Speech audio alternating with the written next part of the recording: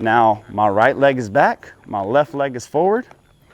Now what I'm gonna do is I'm gonna sit back on his back right leg.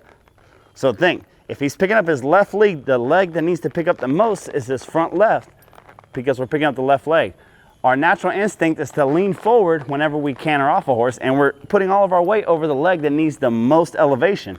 What I'm gonna do is the opposite of that. I'm gonna sit back and to the outside, because this is the last leg that leaves, that back right. So I'm gonna sit back and to the right.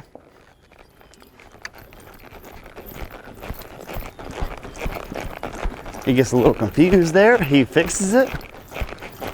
I'm gonna keep my eyes on that cone.